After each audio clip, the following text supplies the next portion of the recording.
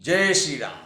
शिशु सब राम प्रेम बस जाने, प्रीति समेत निकेत बखाने।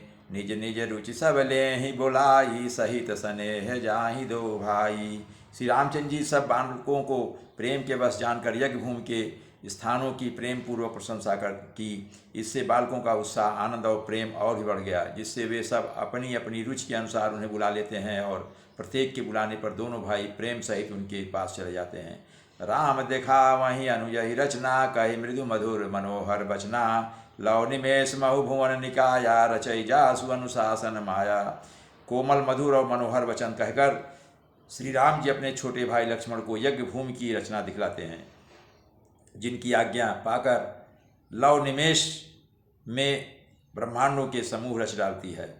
भगत हेतु सोई दीन दयाला, चितवत चकित धनुष मखशाला। कौतुक देख चले गुरु पाही, जान विलंबु त्रास मन माही। वही दीनों पर दया करने वाले श्री राम जी भक्त के कारण धनुष यज्ञशाला को चकित होकर देख रहे हैं। इस प्रकार सब कौतुक देखकर वे गुरु के पास आए। देर हुई जानकर उनके मन में डर है। जासु त्रास डर कहूँ डर होई, भजन प्रभाव दिखावत सोई। कही बातें मृदु मधुर सुहाई, किए विदा बालक बरियाई।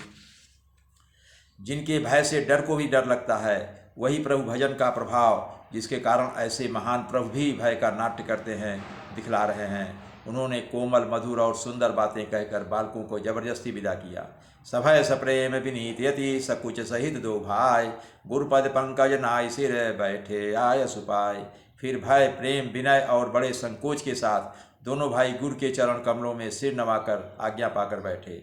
निशि प्रवेश मुनि आय सुकीन्हा, सबहि संध्या बंदनु कीन्हा।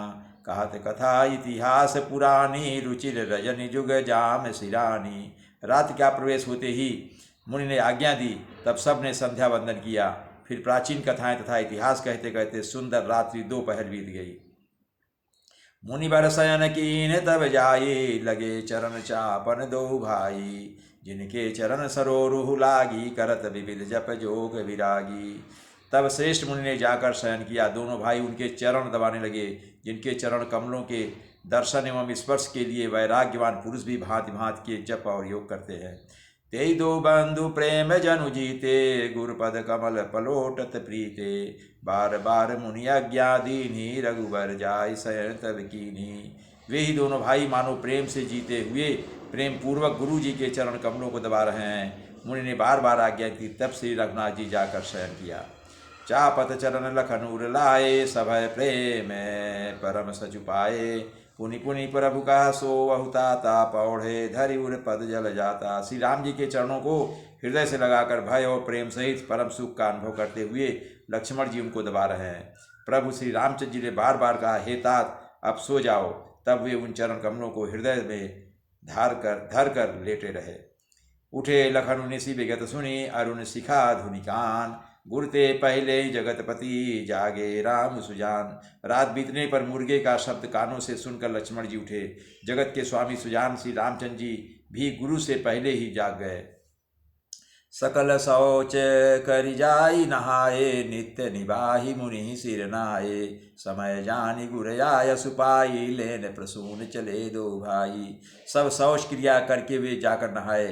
फिर संध्या अग्निहोत्रादि नित्य कर्म समाप्त करके उन्होंने मुनि को मस्तक नवाया।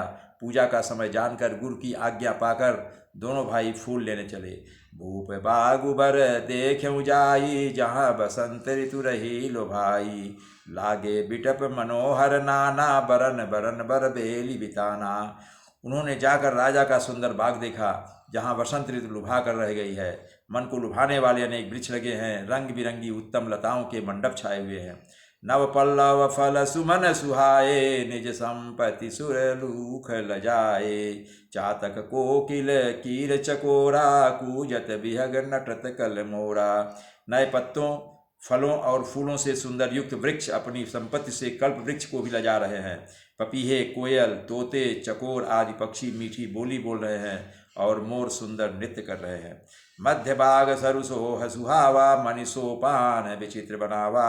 विमल सलिलु सरसिज बहुरंगा, जल खग कूजत गुंजत भृंगा। बाग के बीचों बीच सुहावना सरोवर सुशोभित है, जिसमें मणियों की सीढ़ियाँ विचित्र ढंग से बनी हुई है। उसका जल निर्मल है, जिसमें अनेक रंगों के कमल खिले हुए हैं। जल के पक्षी कलरव कर रहे हैं, जो भ्रमर गुंजार कर रहे हैं। बागु तड़ागु बिलो की प्रभु हर से बंधु समेत, परम रम्या राम येहू जो राम ही सुख देत। बाग और सरोवर को देखकर प्रभु श्री रामचंद्र जी भाई लक्ष्मण सहित हर्षित हुए। यह बाग वास्तव में परम रमणीय है, जो जगत को सुख देने वाले श्री रामचंद्र जी को सुख दे रहा है। जय श्री राम।